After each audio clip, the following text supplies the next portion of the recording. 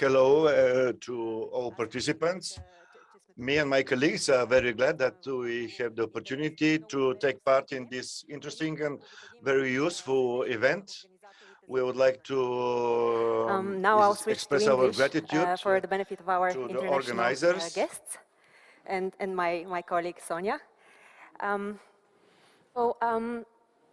Let me start perhaps by introducing the team. This is my colleague Sonia Auguscik. She's an associate with the EFET Legal Committee. Has been working on the EFET standard PPA, which is the topic of today's discussion. And we have Stefan Tzakov, with whom we've cooperated for many years. We've had a very fruitful cooperation. He is a managing partner at Kambourov and Partners. He has been working on the guidance notes for the Bulgarian market, for the use of the EFET standard contract in the Bulgarian market.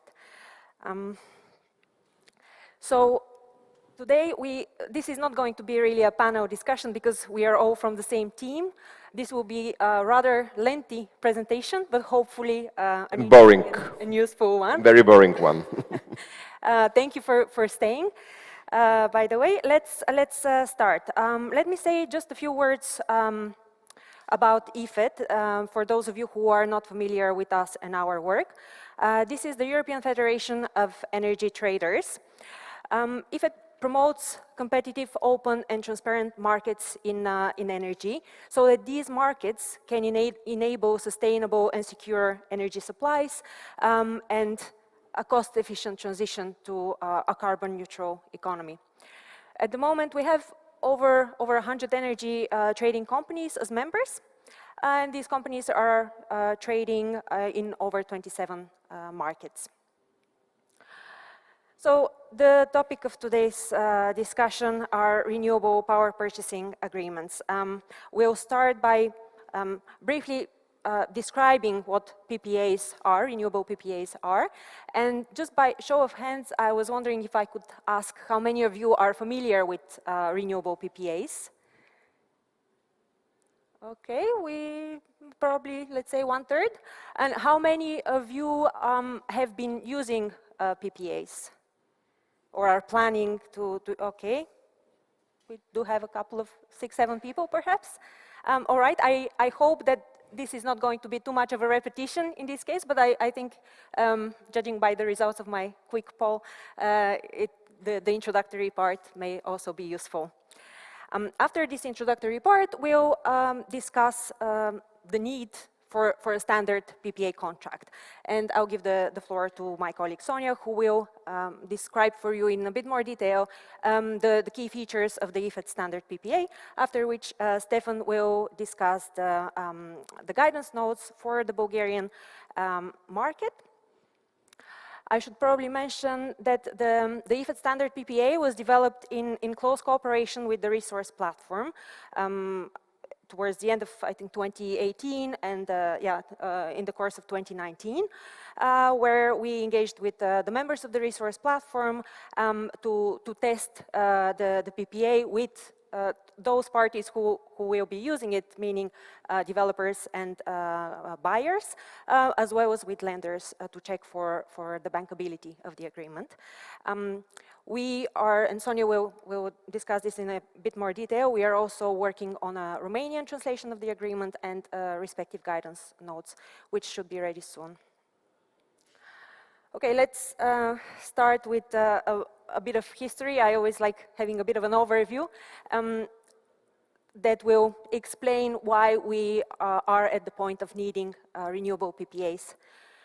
So when governments decided to encourage the growth of renewable energy, the technology was at quite a nascent stage, so they offered subsidies to facilitate the reduction of costs. So at that stage, these pioneering days, developers were facing only technology risks because there were in some cases quite generous subsidy schemes. However, with yeah, with time and with the reduction of costs, there were more and more renewable energy projects. In this moment, the subsidy schemes also started evolving. So from feed-in tariffs, we saw an introduction of feed-in premiums, so more of a kind of a market-based mechanism for allocating support, which also reached the competition stage with the introduction of tenders for contracts for difference. Now we find ourselves in the third stage that you can see on the slide, the market integration stage. So because technology costs have been dropping, and because on one hand some governments consider mature renewable energy technologies to be at a stage where they don't need financial support, or they're finding it a bit more difficult to continue with the support schemes. Now, renewable energy developers are facing merchant risks. So these are risks that until recently they have not been exposed to and they're not used to. In the absence of support schemes, renewable energy producers can they have two avenues to market, so two routes to market. One of them is using wholesale energy markets, and the other one is using long-term renewable PPAs. I'll briefly touch upon each of those. Let's start with markets. So a renewable energy producer can use the spot market to sell the production, gain revenues from liquid day-ahead and intraday markets. The renewable energy producer can use these markets also to optimize this weather-dependent portfolio close to real time. The producer can also use forward markets. Forward markets, they are a signal for investment, and they are also offering hedging products, so where you can hedge the risk of prices changing in the future. However, a feature of those forward markets is the 2 to 3 year length of the hedging products. So 2 to 3 years ahead of delivery, you've got forward or futures contracts that you can use. In order to be efficient in your hedging, you need liquid markets.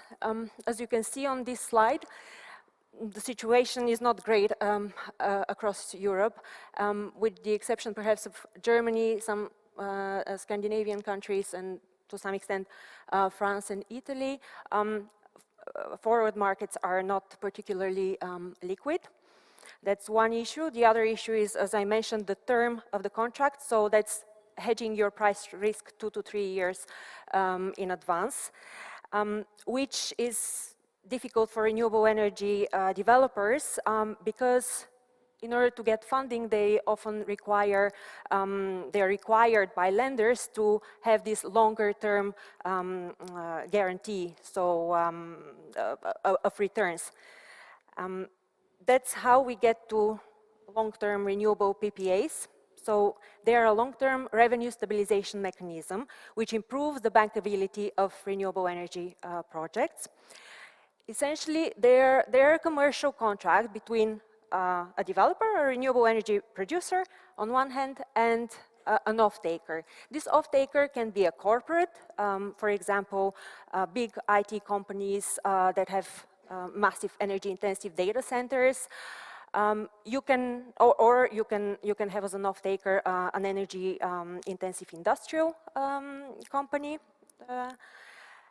So that's the corporate part, but you can also have a utility off-taker. So the utility would be an intermediary that would take the energy and then deliver it to its customers. So renewable PPAs are making more and more sense from a cost perspective, from a price perspective. So we've seen over the past 10 years on the graph in the top right corner, the levelized costs of energy for renewable energy products have been going down over the past 10 years. So renewable energy producers are able to offer competitive contracts. to off-takers.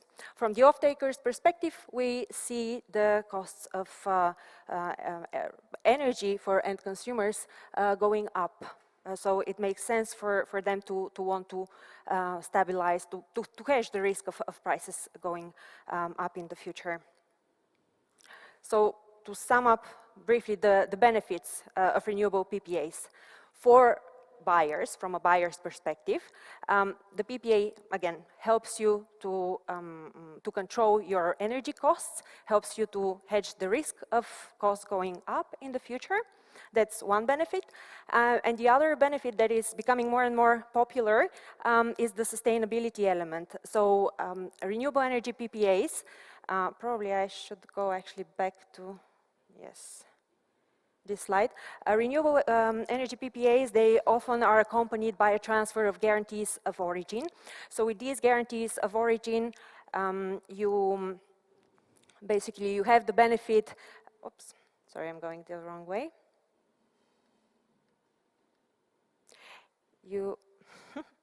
You have the benefit of being able to claim that you have consumed renewable energy. So this sustainability benefit can also be used to attract green investors, for example, for your business. Also, many corporates are now starting to have sustainability targets. So having a renewable PPA and using the guarantees of origin can help you with these targets as well. From the perspective of sellers, for new projects, long-term renewable PPAs help you to find the needed investment, to secure the needed investment, and they help you to reduce the costs of capital. For existing projects, they can help you by providing a long-term hedge for like a long-term revenue stream for your output and manage price risks. So this helps with the continuation of the viability of the project. And yeah, I forgot to mention, I think on the slide with PPAs, a few features for you to note. With long-term renewable PPAs, usually the term is between 7 and 15 years, but it could really be anything between, say, 5 and 20 years. One feature during the negotiation stage, the seller and the buyer have to set the price. The price can be fixed, but it can also be variable, and there are different ways for setting the variable price. There can be market indexation, for instance, so yeah, that's up to the parties to discuss. Also, the volume has to be fixed. It could be, say, a baseload contract with a stable volume or a pay-as-produced contract. Yeah, so these are some of the key features of a PPA. And there is a very wide variety of PPAs. Here on this slide, I've put two of the most common structures. I'll perhaps briefly explain them. So the first one is physical or sleeved PPA. So for a physical PPA, there is physical delivery of energy. So the buyer and the seller have to be located in the same market or in interconnected markets, so that in principle, there can be a physical delivery achieved. The buyer and the seller, they agree on a PPA price. And there are different options. So here on the slide, you have this so-called sleeved PPA, with which there is an intermediary, which is usually a utility. It's acting as it's a supplier, basically, for the buyer. So the transfer of energy and certificates goes through this intermediary to the buyer, and that's for a sleeving fee. But you could also have the contract without the intermediary, so a direct connection, basically a direct supply contract between the developer and the, say, industrial consumer, for example. That's the physical PPA. The virtual PPA, or the so-called synthetic PPA, there is no physical delivery. There is only a financial settlement between the two parties. So this is basically It's like a contract for difference. It is a contract for difference, essentially. So the buyer and the seller, they agree a strike price that is settled against the market price. The two parties, since there is no physical delivery, they don't have to be located in the same market. They can be in different markets, and basically the buyer is selling, well, the buyer is buying energy from the respective market where it is located, and the seller sells the energy into his respective market. There is also a transfer usually of guarantees of origin because the buyer in most cases would like to use those for sustainability claims. This is just a snapshot, like a bit of an overview of where we stand in terms of volume. I think one of the graphs was used in one of the presentations yesterday. At the moment, this is a graph from Resource. At the moment, we have a cumulative volume of about 18 gigawatt in Europe of PPAs, contracted through PPAs. A large part of those is wind, but also we see solar. And last year there was 6.7 gigawatt. In terms of markets, PPAs started growing initially in the Nordics, but now last year Spain was in the lead. As you can see, with I think it was almost 4 gigawatt contracted through PPAs.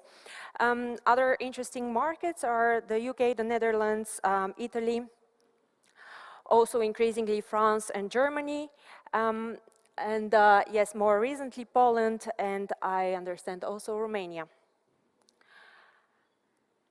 And now a few words on climate policy. So we are increasingly seeing an emphasis by the Commission and regulators on renewable PPAs.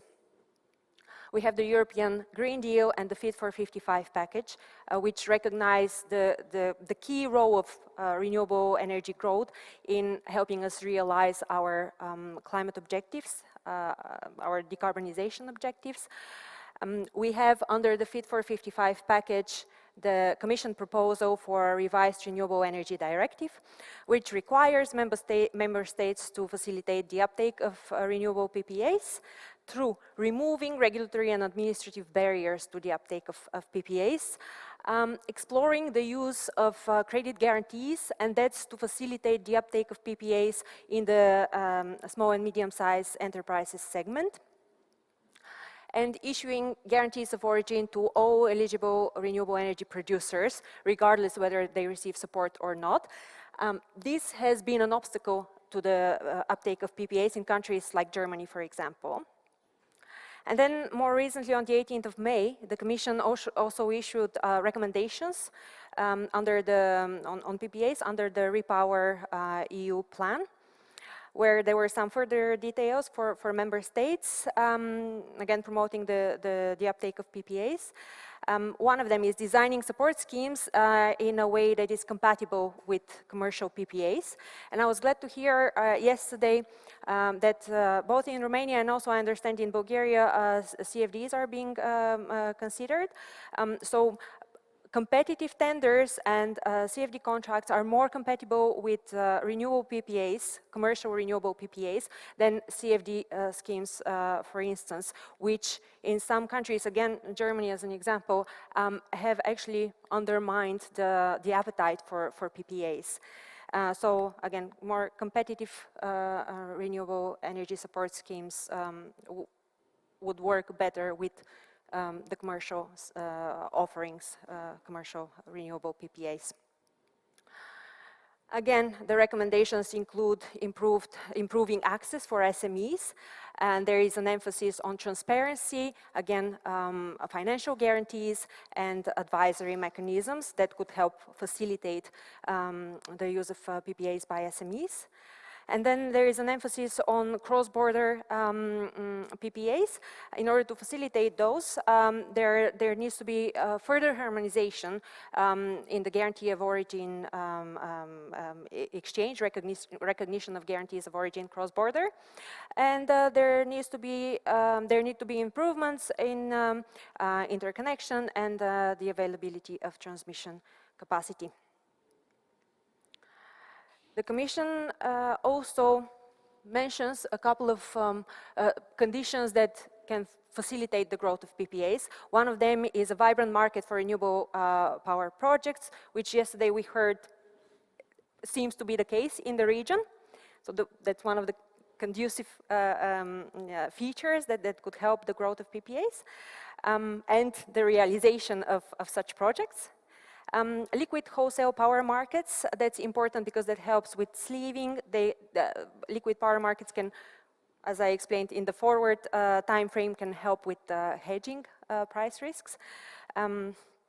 Yeah, contractual freedom. That's in Romania we heard that the ban on bilateral contracts has been removed, and since then we see growing interest in PPAs. And as I just mentioned, having public tenders, so support schemes designed in a kind of competitive allocation way can be more compatible with the corporate PPAs. And then there is of course, we cannot avoid talking about the high energy prices. And even in that context, we see the Commission and Acer emphasizing renewable PPAs. The Commission, in their toolbox on tackling the high energy prices, they recommend facilitating access to PPAs for SMEs through aggregating end user demand, matchmaking, standard contracts, which will be the topic of the next part of our presentation, and de-risking through financial products. And Acer, in their report on the EU wholesale electricity market, they mention PPAs and liquid forward markets as a way to cushion the impact of increasing prices and price volatility. Now, moving to standardization. So why do we need standards in the PPA space? Well, with the growth of PPA transactions, there was a realization among the parties that were involved in these efforts that these long-term contracts take quite a bit of time. So the negotiations are lengthy, and there are also these transactions, there are high transaction costs involved. Also, for international market participants, there is a benefit to having standard contracts in your portfolio. So especially for international players, it's quite useful having a standard contract. And then for less experienced parties, so parties that have not been engaged in procuring their energy actively up to this point, there are a lot of new risks to consider. So besides the price and volume risk, there is a creditworthiness risk, settlement risk, imbalance risk. So a standard contract can help those less experienced parties to basically, it highlights all those aspects that need to be considered in the negotiation process. So I'll leave you just with this message. A standard contract can help you reduce negotiation time and transaction costs, so meaning legal and advisory services related to the negotiation of a PPA. And now I'll give the word to Sonia, who will describe in a bit more detail the EFET standard contract. Thank you, Maria, for this very nice introduction and bigger context. And now we will talk a bit more about the EFET standard. So starting a little bit with the history, but it will be really short. The aim of the EFET legal committee generally is to provide the common standard solutions for the industry to help standardize the transactions being concluded on the European energy market.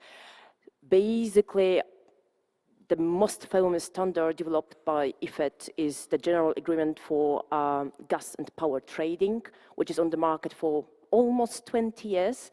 So it's fair to say that it's well established and well tested by challenging times in the energy industry. And building on this standardization experience EFET has, and following the market trends and the needs of the market participants, in 2017, we have uptaken the completely new initiative for EFET, which was basically the development of the EFET standard Renewable Power Purchase Agreement. We started discussions among our members. We started discussions with the respective stakeholders, including banks, developers, corporate buyers.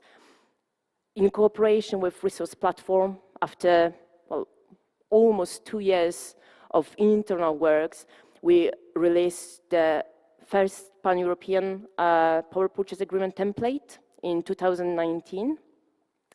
And that's the one we'll dive into today. So basically during my presentation, I will show you a bit the structure, the architecture of the standard, and then Stefan will guide you through the Bulgarian context. So basically he will tell you a bit more about the guidance notes we developed for the Bulgarian market, and also putting the EFET standard into the Bulgarian context, meaning the national regulations and the Bulgarian market practice. The EFET standard basically covers the most common types of the PPA transactions. So basically you can use the standard for both the financial settlement and the physical settlement. The standard is available on the EFET website. So basically you can just go to efet.org and select the standardization section, and then go to the subsection PPA, where you can find the template and also the national guidance notes and the translation of the template into some of the national languages. The languages are mentioned here. So far we have organized let's call it launch event for the national markets in Germany, in Spain, Italy, France, in Poland. And today, the highlight of this presentation is the Bulgarian market. So we are pleased to inform you that as of yesterday, the guidance notes for the Bulgarian market, Bulgarian electricity market, and the translation of the EFET standard into Bulgarian language are available on the EFET website. Moving on, just a very quick look into the structure of the PPA. For those of you who are familiar with the structure of the industry general agreement, I guess, yeah, it seems quite familiar. So basically, you have two parts. Well, it's very typical for other master agreements. In the industry standards developed by EFET, but also the standards developed by ISDA, when you have the general provisions. So basically here, I will test this. Yeah, okay, it works. Yeah, so here, general provisions, which are part 2 of the template. So basically, it's the main body of the agreement, when you can find the sound legal framework for your transaction. And then that's, of course, accompanied by the annex, where you can find the defined terms. And then you have part 1, which is the where you can just customize your transaction to your needs. So basically you have individual terms, when in section A you can just select the commercial provisions. In section B you can just select which provisions of the general agreement should be applicable to your project and which not. And basically in section 3 you are free to make any other changes to the general provisions depending on your project, depending on your commercial appetite, and basically depending on the country when the facility is based and when the transaction is concluded. So basically that's why we procured the guidance notes, to make it easier for the users to use the standard, to implement the standard into the national context. As Maria explained, there is no harmonization, full harmonization at the European level at the moment. There is a very strong call for this harmonization, but it's not reality yet. So basically, you need, with the standard being in place, which is a great starting point for you to start negotiation and start to initiate your project, but you also need to look into the national level, and that's why Stefan will tell you a bit more about later. Maybe, I think I didn't mention this, perhaps it's useful to say that the contract is free for everybody to use. It was developed by the industry, for the industry, and it's available on the EFET website, yeah. Yeah, of course. I think it was on the slide here, but yeah, I thought it goes without saying that every standard which is developed by EFET is free. So basically we do it because it's needed for the market, we do it for the market. So basically you can just freely download this from the website. The same goes with the national guidance notes and the translation, which is also available for everyone interested. And if you have any questions, basically you can reach out to us in the EFET Secretariat and just shoot us an email. We are happy to guide you through the template and provide more details if needed after our presentation today or later, whenever you have any question or you need further information. But yeah, the standard is developed by market for the market and it's available for everyone. Looking into the architecture a bit more in detail, so basically when you have the general provisions, as you can see, you have listed some of the provisions which are covered by the general, by part 2, the main body of the agreement. So as you can see, it addresses the aim really of the part 2, which is the main body of the agreement, is really to address the potential risks, to provide you with the sound legal framework for the transaction. So basically to kind of capture any possible risk you may face in this kind of transaction. But because there is the PPA transactions are complex and there are many types of the PPA transactions, and the aim of the standard was to cover at least some of them in a comprehensive manner. It also means that the general provisions, they provide you with some optionality, which you can apply or not apply to your transaction depending on your business case at hand. But yeah, basically in the general provisions, you can find information, of course, about the party obligations when it comes to the delivery and acceptance of electricity obligations, or the delivery and acceptance of certificates, the conditions the buyers and sellers need to fulfill before the effective day of the agreement. Of course, you have the force majeure provisions, but also the change in law provision. You can apply or not, depending if you want to secure your risk in case of change in law, change of regulations. Of course, there is also the standard provisions, which are the termination rights, the liability, tax provisions, invoicing payments. Basically, for those of you who are familiar with the general agreement for electricity trading, some of these provisions may sound familiar. Again, when it was possible to take the provisions from the general agreement, which are well tested by the market participants already, we also incorporated them into the CPPA standard. So some of the provisions may sound familiar to you if you are familiar with the general agreement for electricity trading, but of course the agreement is tailored to the PPA transactions. In part 1, which basically there are the individual terms, it's something what gives you flexibility, let's put it this way. So basically in part 1, you are free to tailor the agreement to your needs, to the project you are about to undertake. So basically in section 1, you have the commercial details. So basically you are starting with the critical points, which is the settlement of the PPA transaction. Is it the physical or the financial one? You define the supply period, and of course you discuss, you agree with the counterparty on the volume of the transaction. Either is pay as produced or is the base load. Price formula, it also our standard provides for both the fixed pricing and the floating pricing.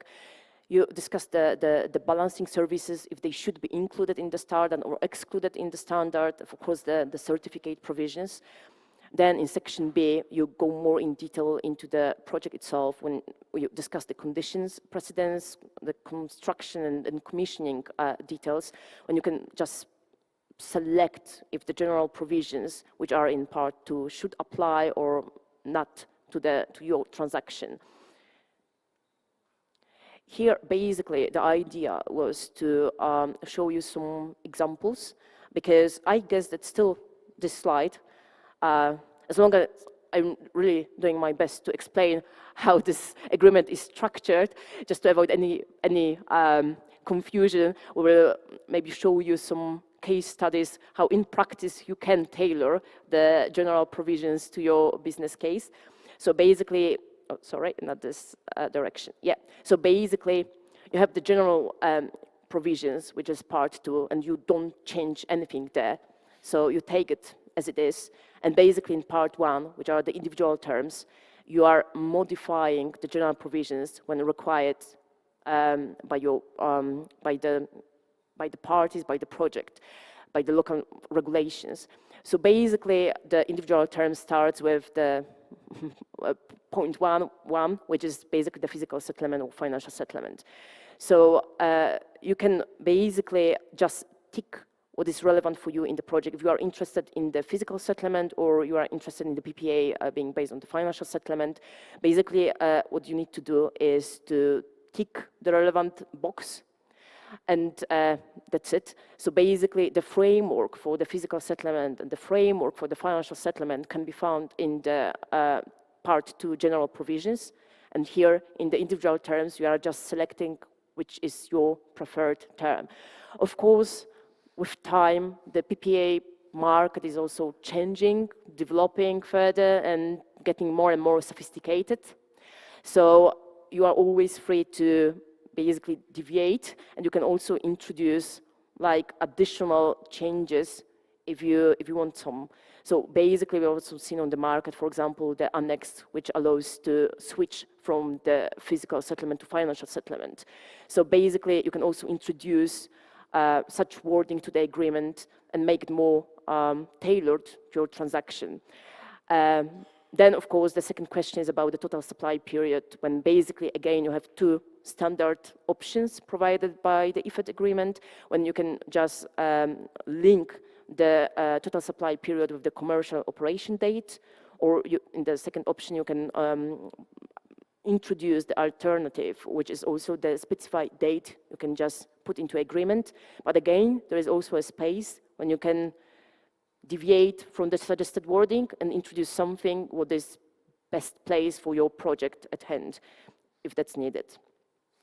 Again, basically, the next question is about the quantity, which also, as you can see, our standard provides for some options.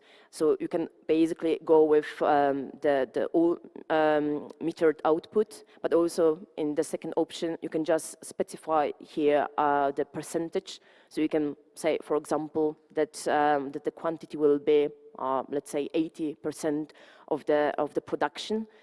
Or you can go with something more, again, tailored to your needs if there is a business case at hand, when you can basically develop your scheduled quantity, and there is a table provided for this. You can also deviate from this and make it more tailored to your case.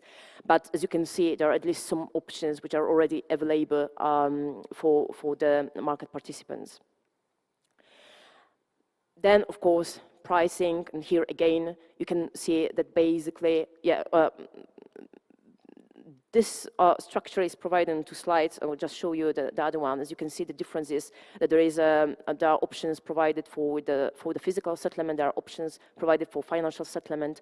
Of course, I mean, without getting into details, you can go with the fixed price. You can go with floating price, but basically also you can set the PPA transactions are getting more sophisticated. You can also, the pricing scheme is also getting more sophisticated, so we can also introduce like the hybrid model, when you have some volume is basically contracted as a fixed price, some of as a floating price. So also in the part 1, which are the individual terms, you can also tailor it to your needs, but you have as a starting point some suggestions here in the agreement. And so basically, really, when it comes to section A, which are the commercial individual terms, the commercial terms, it's more or less what you need to agree on. In the individual terms, the next point, which is not here on the slide, are the balancing services. Who should be the balancing responsible party? Basically, if generally balancing services should be included or excluded from the agreement. And I put here as a final point something what will be kind of a link with the next point of our presentation.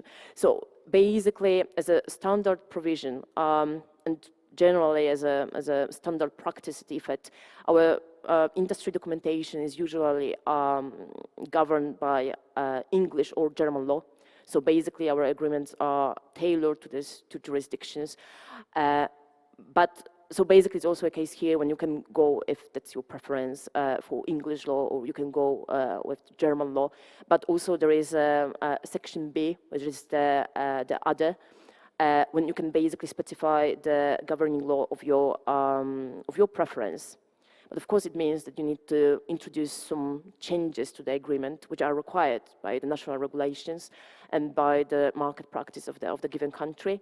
And that's the reason why we are providing the national guidance notes for the PPA markets when our EFET councils are looking at the agreement and recommending some suggestions or the wording which needs to be incorporated to make the agreement fully working under the other law than English or German laws.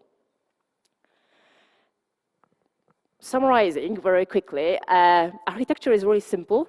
Maybe it doesn't sound like that, but it is really simple when you have basically the part 2 of general provisions, when you have the whole legal framework, and then there is the part 1, individual terms, when you are flexible and you are free to tailor the project to the agreement to your project needs. And basically, then, yeah, you can, in the individual terms, you can cover the commercial aspects, the operational aspects. But indeed, what about the national regulations? What about the transactions you want to conclude in Bulgaria or Romania? So that's the reason why we, EFET, procured the guidance notes for the national PPA market, some of them.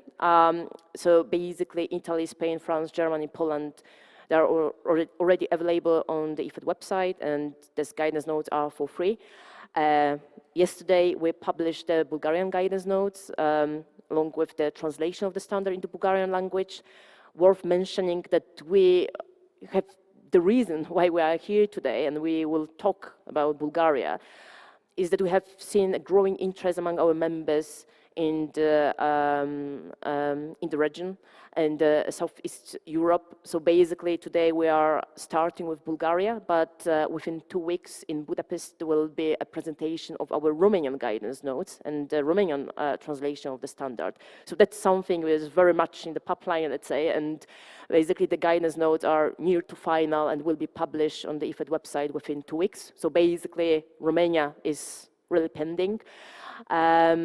There is also the Croatia somewhere in the pipeline, expected really later in the year, and also we have seen a huge interest in Greece, so we also consider developing such national guidance notes for the Greek markets, because we are driven by the market. So if there is really a need in one of the markets, we will, of course, we are happy to hear from the market. So feel free to contact us and also suggest, because really we are doing this for the market. We are supported by the market. So we also need the reviewers. We need the support during the preparation of the national guidance notes and translations. We are more than happy to see if any one of you are interested in the guidance notes for the markets. I just mentioned Croatia, Greece, Romania. Please feel free to reach out to us. And if you use the contract, it will be very helpful for us to learn about your experience. Yeah, exactly. We are happy to see that's a good, yeah, this is a very valid point. Maybe I should mention this as well, that we are really, really pleased to see that our template is being used by the market participants. I'm being Polish. I'm very proud that the first ever case use we had was in Poland. So basically it shows that the standard, which is not really developed typically for the Polish market, and Polish market is not the easiest one, let's face the truth. But I was very, very proud seeing that the first case use we had was in Poland, and the EFET standard template was used there for the transaction at the beginning of 2020. But also we are aware of the other transactions being concluded on the base of the EFET contract, for example, in the Netherlands and in Italy. So the more the merrier, of course. We are open to hear the feedback from the market, because that's really why we are doing this. So we have the task force, which are working basically on keeping the CPPA standard updated, when basically we are working on the guidance notes, but also we are reviewing the current standard, and we are working on the version 2.0. Which aims to make the standard even more user-friendly and better adapted to the market and to the users' needs. So contributors are more than welcome. And now I think it's about time to look into Bulgaria. And Stefan, the floor is yours. Thank you, Sonia. Here we go.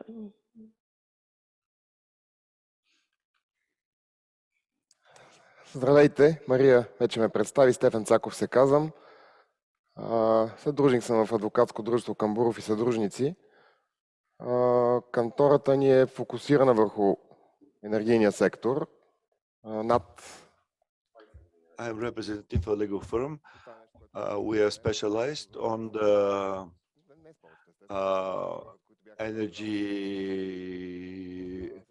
electrical energy market.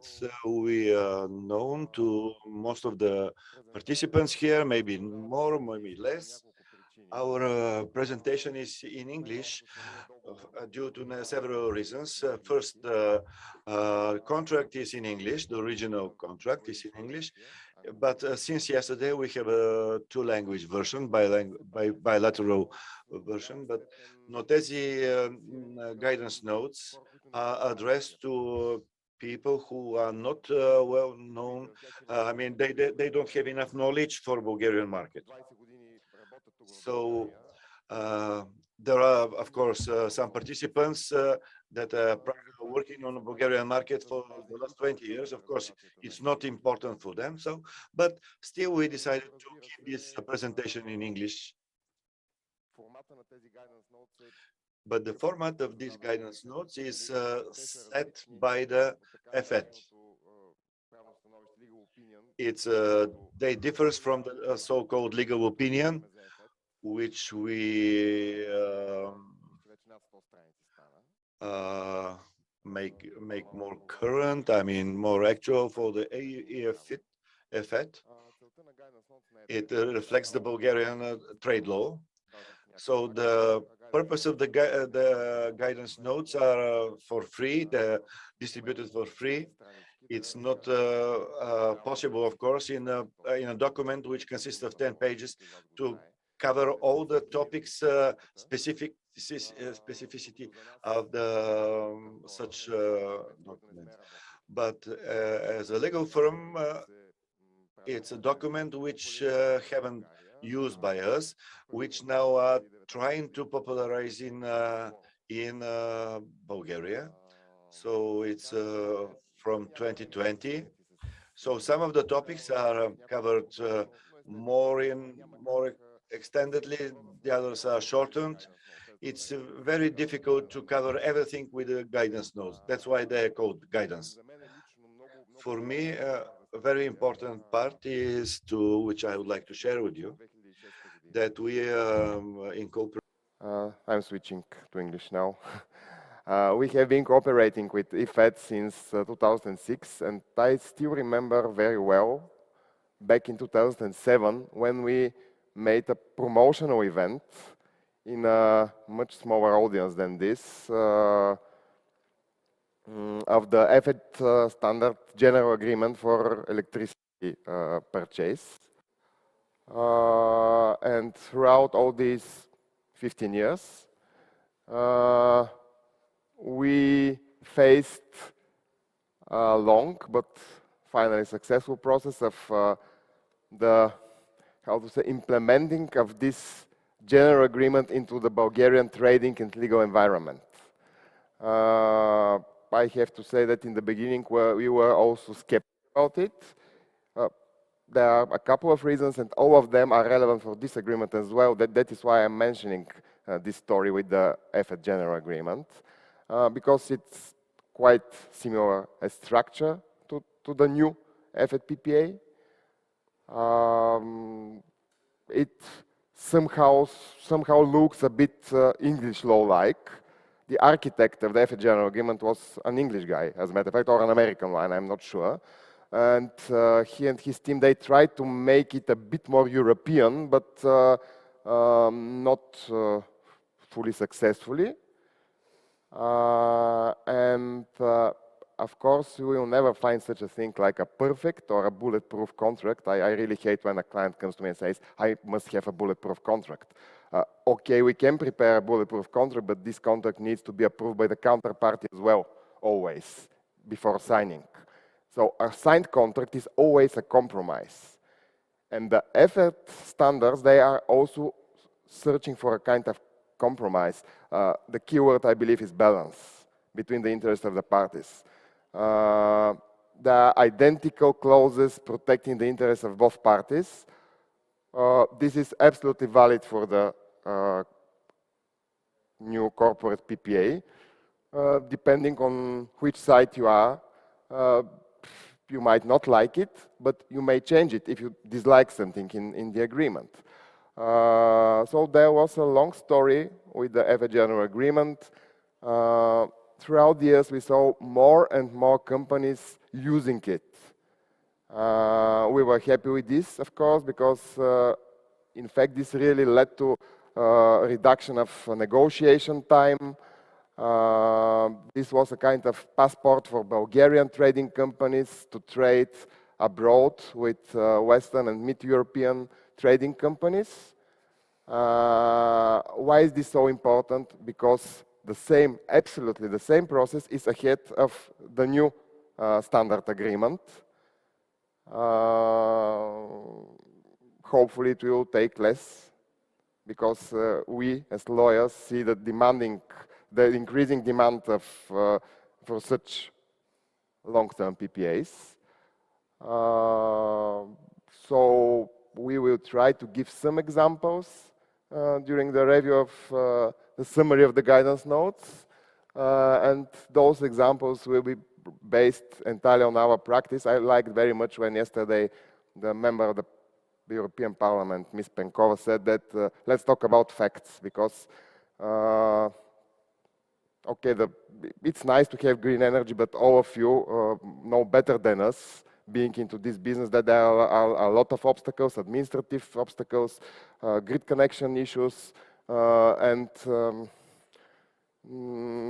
we are tending sometimes to blame the law for this. This is not always the case. It is a matter of local issues, local interpretation of the law, political issues, and other, obviously, non-legal issues.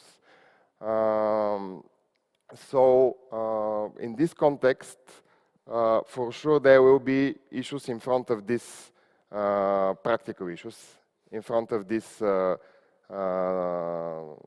PPA as well. I believe we all have the common goal to deal with these issues and to find solutions. Again, I will try to give examples from our practice, because we don't have experience with this particular template yet.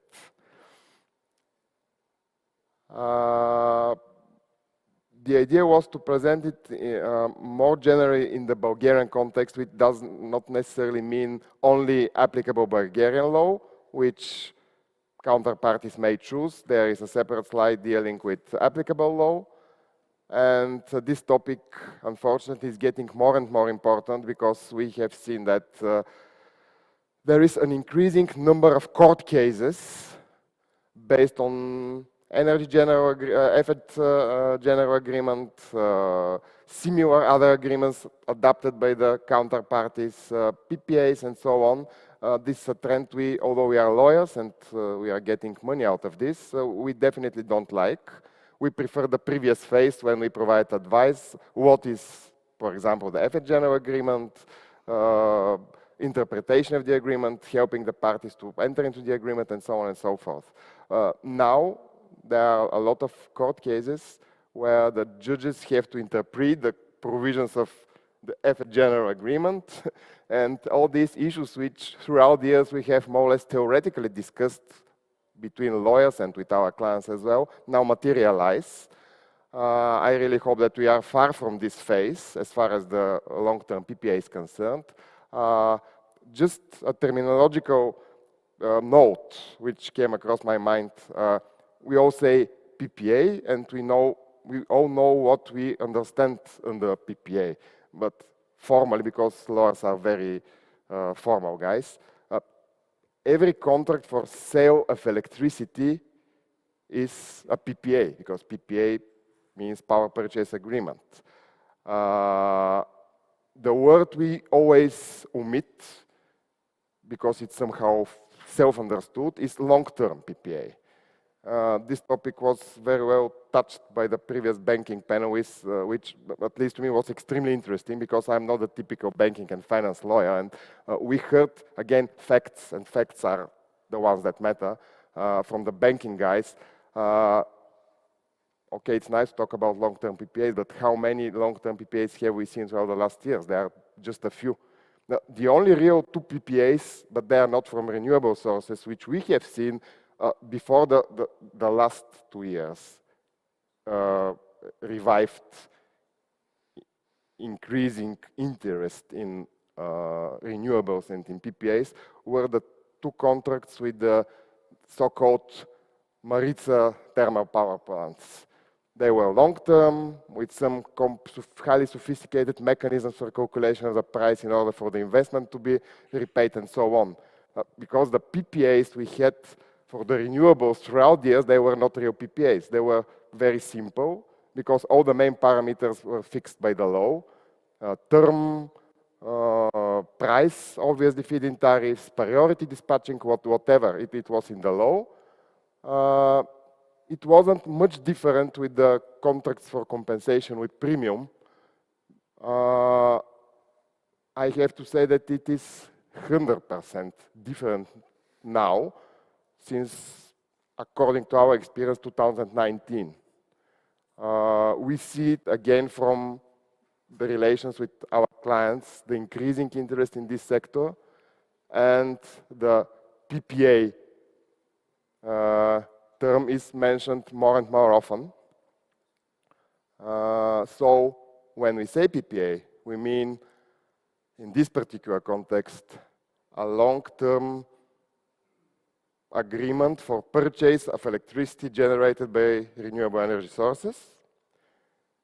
And now we can move to the parties to the agreement. There was a note on the previous slide, which is a very important one.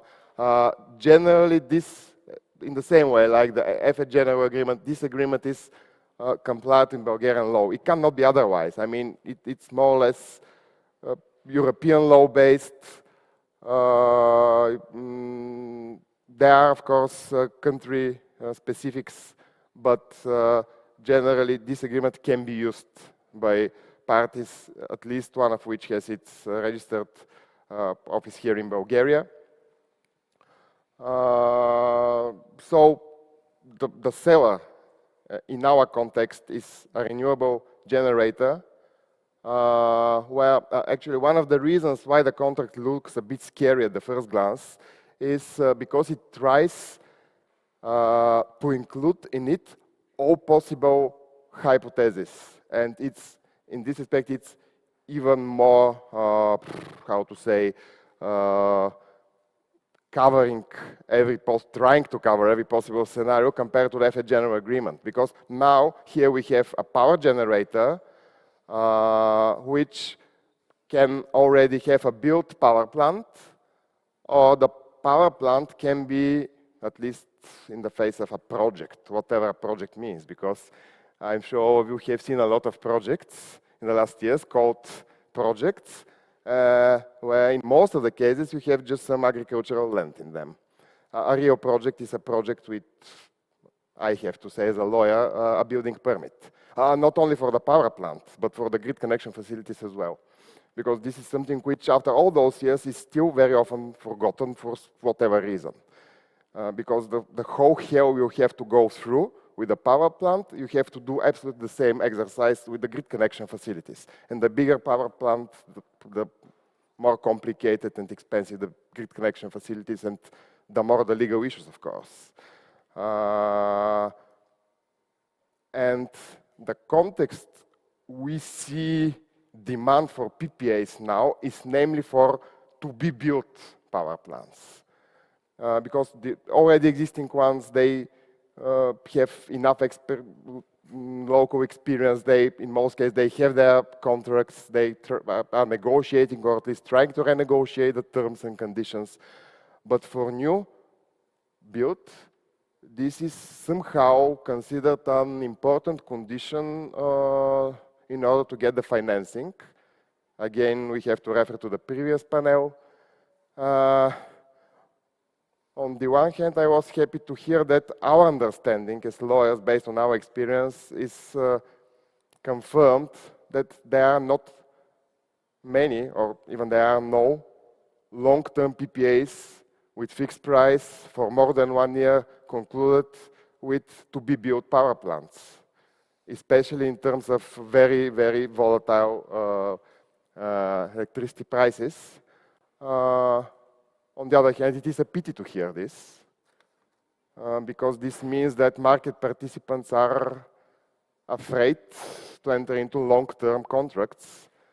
And it is really a pity because market participants have just started entering into longer PPAs when this whole story with the increasing prices started.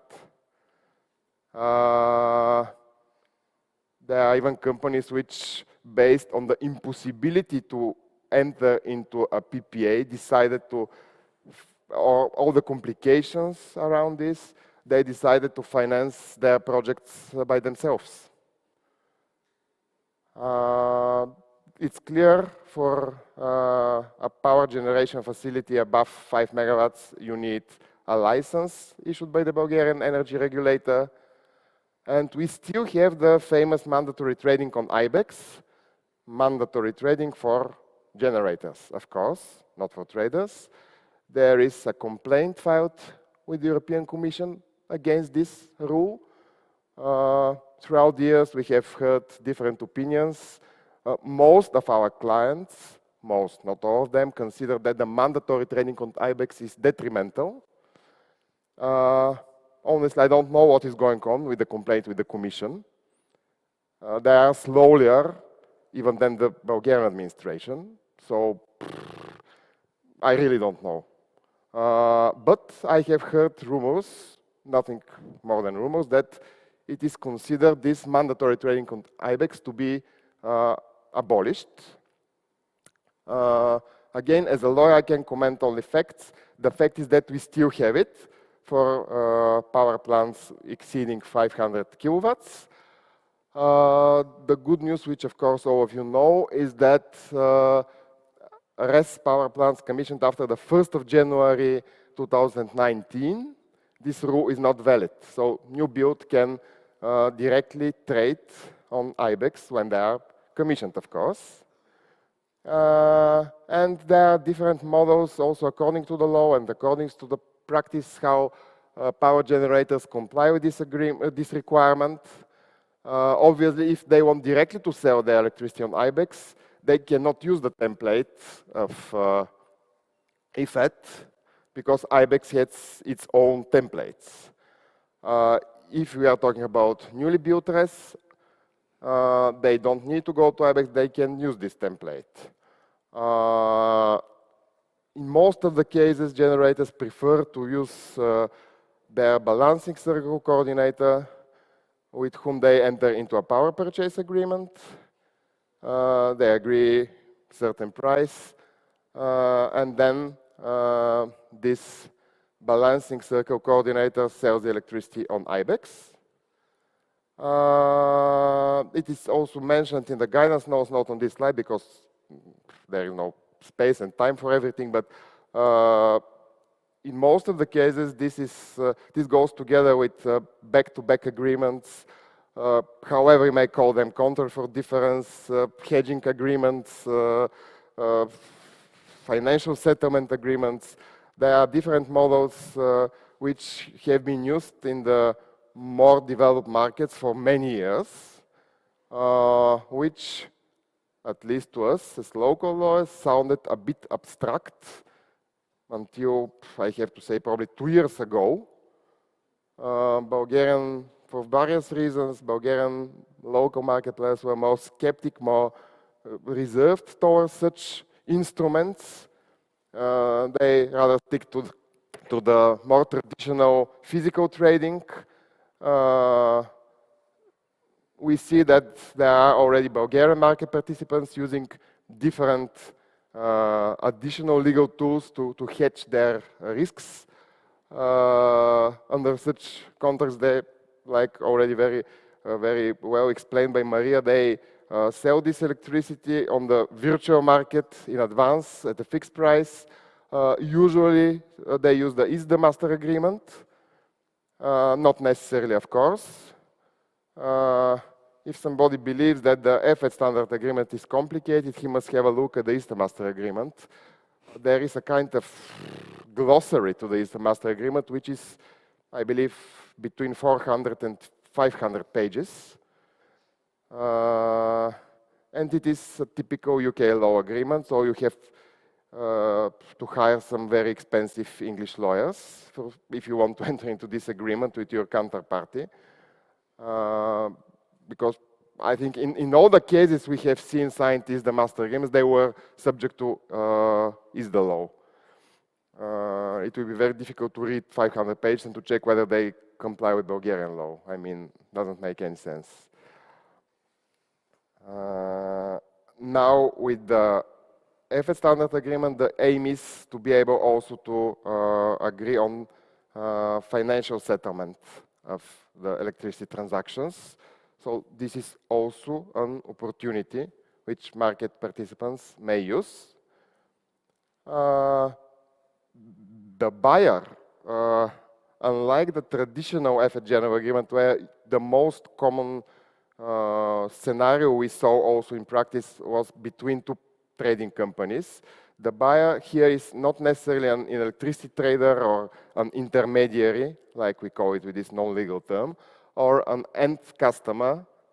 The overall idea of this event is to promote consumption of electricity by end customers, companies. And there was a very nice saying yesterday, repeated multiple times, that the bad guys, the green guys who made the electricity so expensive, now are not the bad guys anymore, because it may turn out that if you buy directly from the power plant, something which I believe it existed as a possibility under the law since the very beginning of the Energy Act, but we have very rarely seen a direct legal connection between the power generator and the industrial consumer. Very rarely, really. So it was a hypothetical, theoretical possibility. Now it becomes more and more viable. And we have already clients building solar installation on roofs and offering the electricity to the respective, for example, company using this building. Obviously, this price is far below the market prices.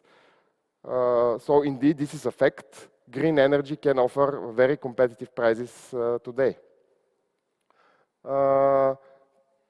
A number of points which you are well aware of. A trading company must have a license issued by the energy regulator.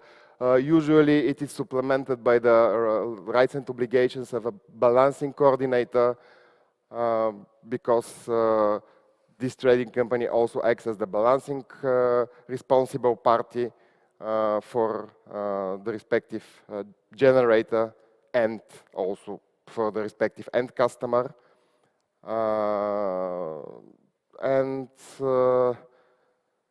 Yes, it's interesting how this will be dealt in the cases where there is a direct contract between the customer and the power generating company. Basically, there are different possibilities. Again, this can be delegated by a balancing agreement to a trading company, I guess. An important issue when we mention the balancing circles, again, since December 2021, you know, following the change in the trading rules, there is no possibility for pooling of standard and combined balancing groups and for financial settlement between the different balancing groups. We have heard that this will be changed again. Again, we have heard different opinions that this is good or that this is bad.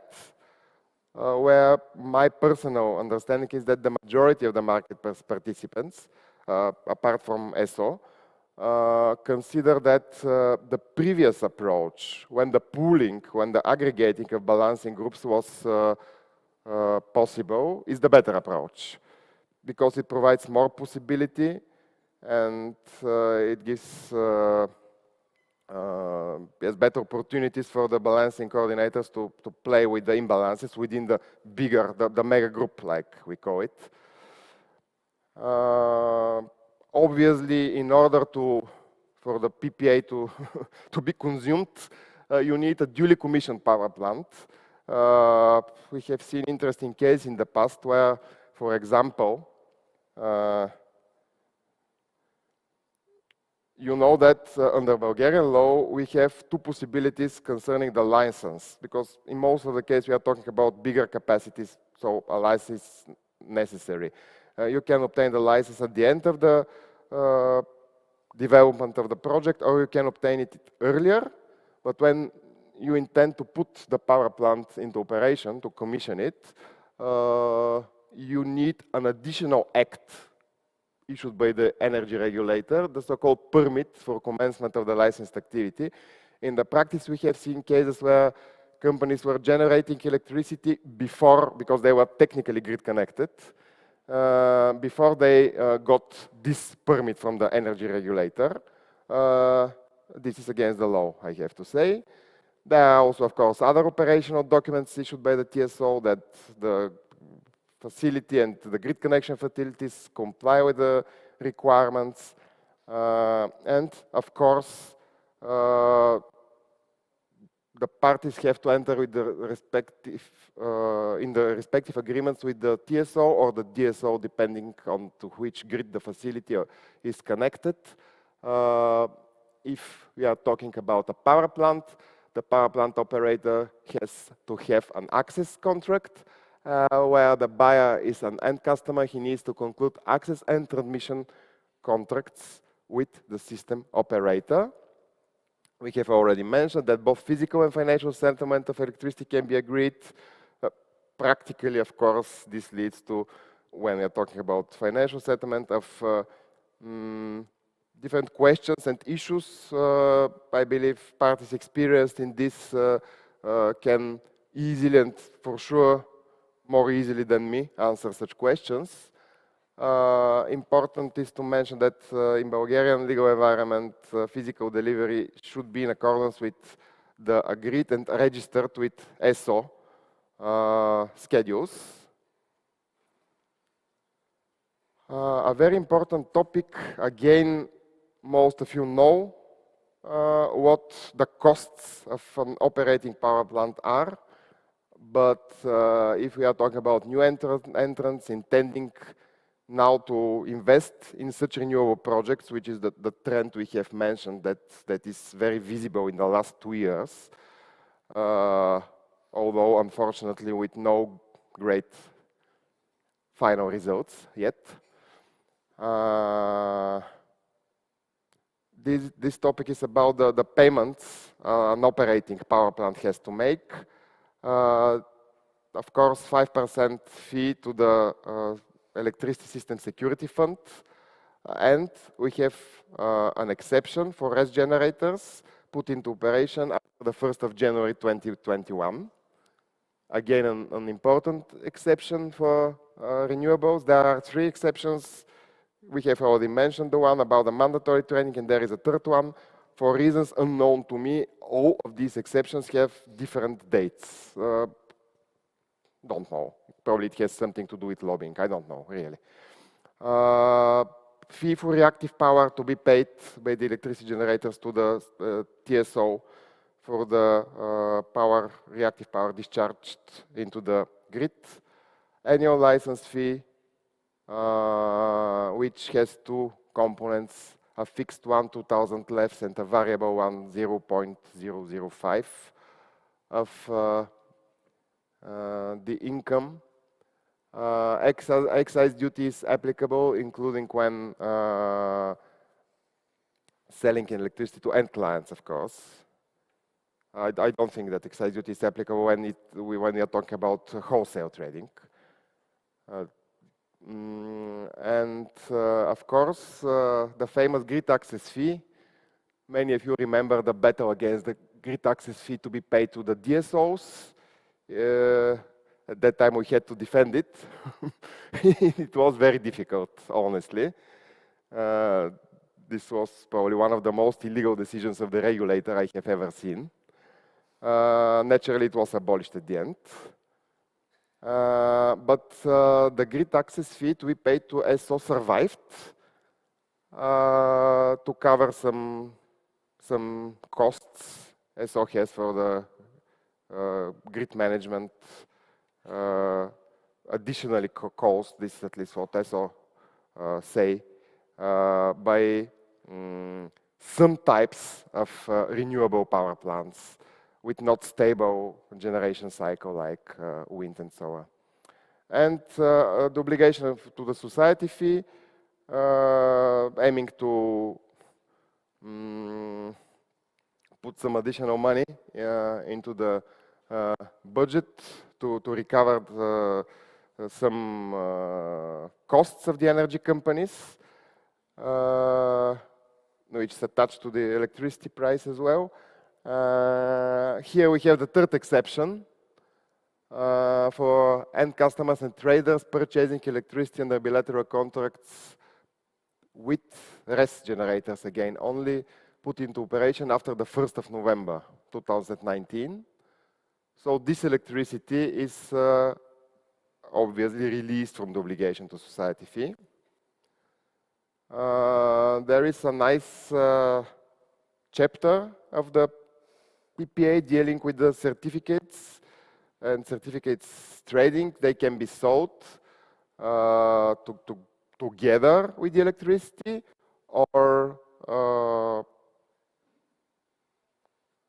independently from the electricity, which is possible also under Bulgarian law following a change, I think, made in 2018.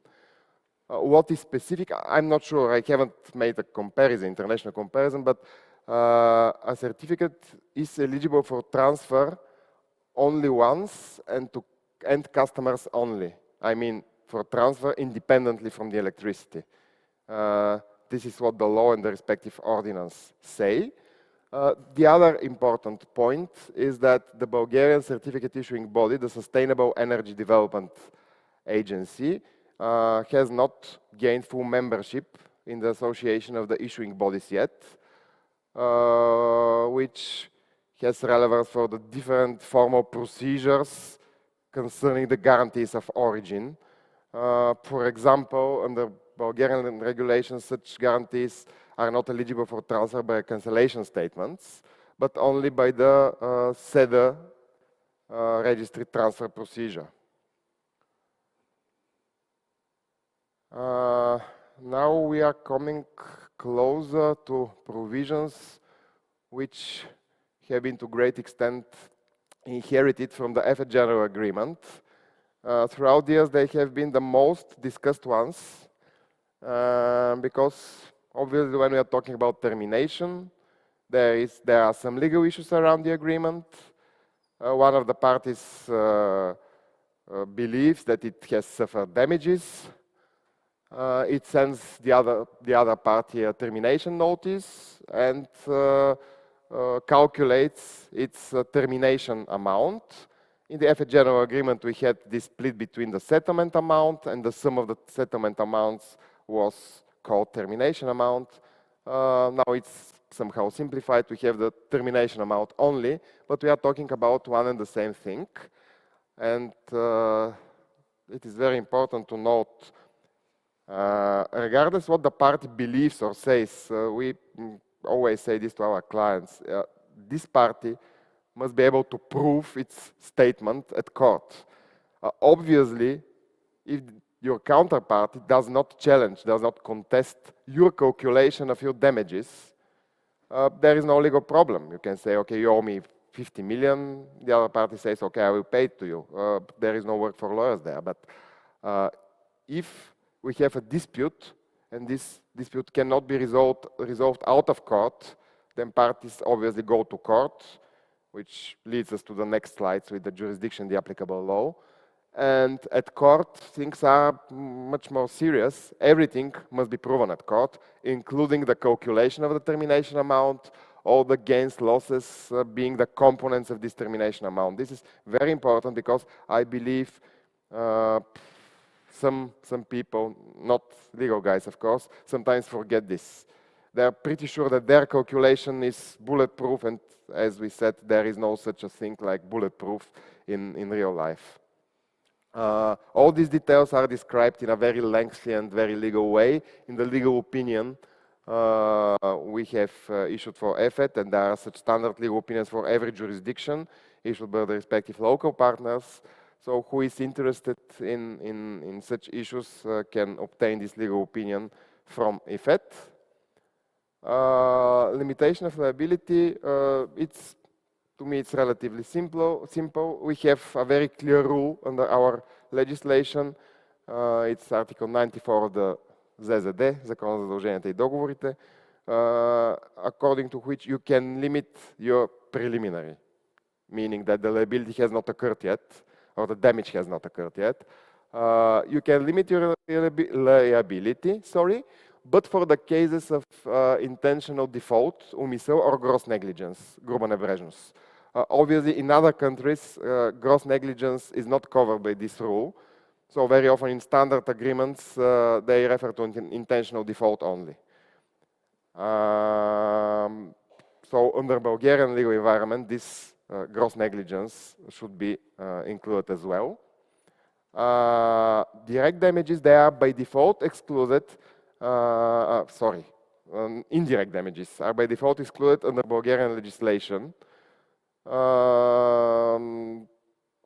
We call them косвени or непреки. So even if there is no such a rule in the contract, it's clear that непреки вреди, damages, are excluded by the rule of law from the duty to compensate the damages of the other party. Another important point, this is really very important because for some reason also lawyers make this mistake. We have, under Bulgarian law, we have damages.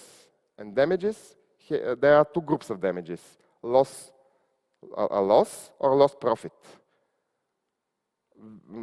There are many laws using like synonyms, losses and damages, which is a big mistake. Damages includes also the loss of profit. Under Bulgarian law, loss of profit must be proven. It must be highly realistic for the claiming party that it would have gained this profit should the contract has not been breached. Meaning that lost profit is not consequential damage. There is this, I believe, UK law wording that lost profit and other consequential damages are excluded. Under Bulgarian law, it doesn't work like this. You, referring again to Article 94, you may limit your liability for loss of profit, but only for the cases of intentional default or gross negligence. You cannot. So loss of profit and losses, they are regulated by the same legal principles. They are the two components of the damages, вреди, under Bulgarian law. And there is no such a thing like щети. This is a term from the insurance law.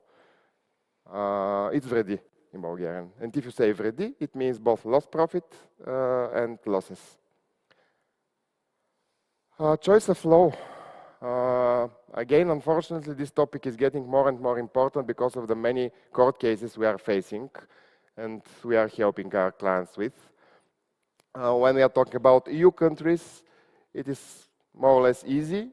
there is this regulation Rome 1, which provides guidance, including when the parties have not agreed on specific law as applicable. Of course, it's always better for the avoidance of doubt to agree on specific national law. When we have Bulgarian counterparties, it's easy, purely Bulgarian, I mean. When one of them, for example, is a subsidiary of, for example, let's say a German company, it is debatable to what extent both parties can agree foreign law. Basically, it is, but you cannot exclude the application of the Bulgarian mandatory legal provisions. So what I'm trying to say, it doesn't make much sense when you have two Bulgarian companies, regardless of the fact that one is owned by a Western European company, to agree on a different law than Bulgarian law. When you have, for example, a German company and a Bulgarian company, obviously you can agree different law than Bulgarian law. We have seen really different cases and combinations and clauses. As Bulgarian lawyers, we of course always recommend Bulgarian law to be agreed because this is the only law we can provide advice on. And if, for example, a Bulgarian party agrees on, let's say, German law, it is recommendable for the Bulgarian party to hire German lawyers to check how the respective contract works under German law. So this means additional money. In any case, I don't believe there is a kind of standard applicable law. Parties are free to agree on applicable law. That's it. It's quite similar with the choice of jurisdiction and arbitration. Again, we have the Brussels 1 regulation, the recast version. It deals only with choice of jurisdiction. And when we say jurisdiction, we mean the courts. Arbitration is explicitly excluded from Brussels 1. Arbitration is dealt with by local legislation and some international conventions. But the main principles are the same.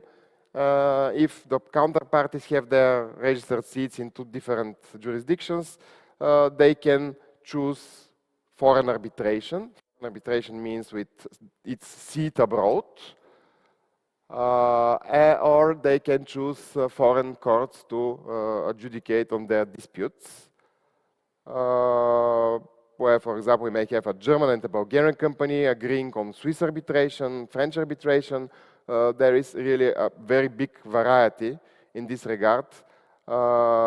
Again, it is a matter of how the parties will meet their positions and whether they will meet their positions, who will make a compromise, because of course the foreign company will say, okay, I want to sue you here in Germany. The Bulgarian company will say, no. The standard, if we don't agree on jurisdiction, is that the claim should be filed in front of the courts at the registered seat of the defendant. So if you sue me, you have to sue me here in Bulgaria. Again, different possibilities are in front of the parties, especially if they have their seats in two different jurisdictions. If they have their jurisdictions in Bulgaria, basically they should agree on Bulgarian court or on Bulgarian arbitration, where in the Bulgarian law, as far as arbitration is concerned, there is an exception. If one of the parties has its real management in a foreign country, meaning that it's controlled from abroad, which in many cases should be clear. If you are controlled by fully owned by a German company, for example, obviously your real management is in this foreign country, then you can agree also on foreign arbitration, although the two companies have their registered seats here in Bulgaria. So I really want to thank you very much for being so patient. I see the number of people is getting smaller and smaller, so really thank you very much. And I'll give the floor to the ladies for a strong concluding sentence. Thank you very much. Well, this is just really to recap. Well, PPAs can help facilitate the growth of renewable energy in the region. These are really the three key points from the presentation. Second, contractual standardization can help to reduce negotiation time and transaction costs. And the EFET standard renewable PPA can be adapted to the needs of different parties and different projects. We really hope that was useful. The conference was very useful for us, and we are really, again, grateful to the organizers for the invitation and the opportunity to take part. Thank you.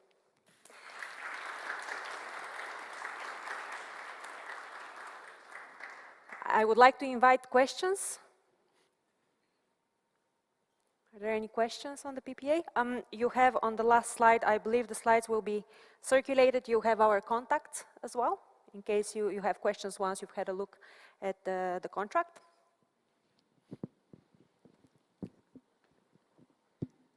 Good afternoon. Thank you very much for the informative presentation. My name is Vladimir from Photon Energy Group.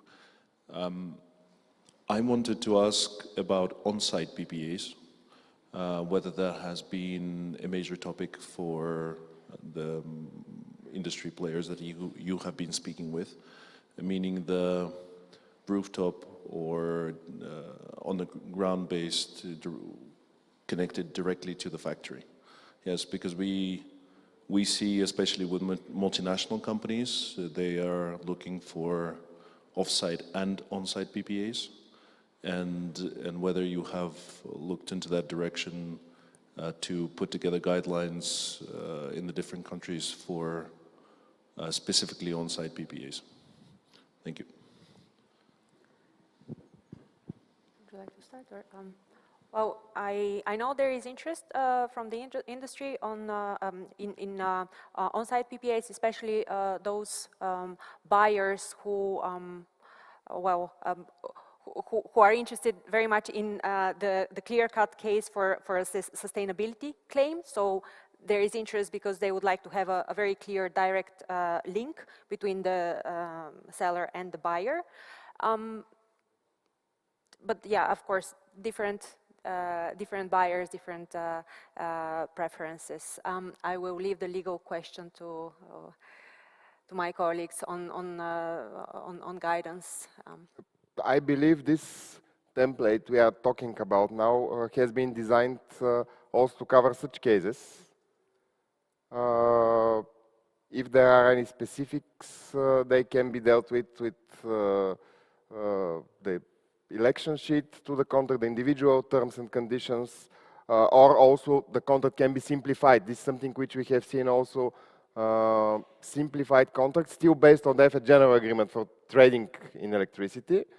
But if the parties consider that there are too many clauses which are not relevant, for example, they can just reduce the amount of the clauses and they can prepare their own PPA for the particular purposes. We, for example, now have a request from a client of ours to prepare a kind of simple PPA for on roof PV installations, which his company is going to build, and to sell the electricity to the respective owners of the building. So we will prepare such a contract, and we can use some of the provisions of the EFET agreement to make it simpler, again, because it will be between Bulgarian companies, and if we go to the owner of the building with this bigger agreement, we might scare him. Yeah, just to recap on this, I mean, yeah, the standard provides many options and it covers both the on-site and off-site. But of course, you need to consider the project specifics, and that's when you have room for it, basically in the individual terms, so the part one, when you may need to consider some national aspects of that. And the idea is that, yeah, in the guidance notes, you find some further information about this as well. If there are any specifics, the national specifics, you need to consider in view of that. But yeah, and as a general rule, the standard covers for both. And that's why it seems a bit complex, because of the optionality which it provides, which has certain advantages, as, for example, the one that it covers both. but at the same time, it increases a bit the complexity of the agreement.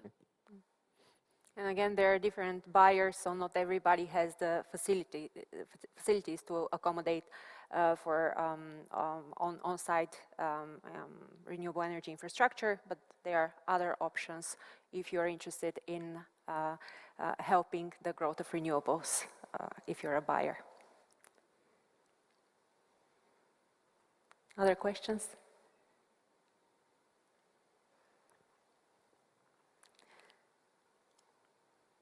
Okay, if there are no more questions, I would like to wish you a nice afternoon and hope to meet many of you again soon.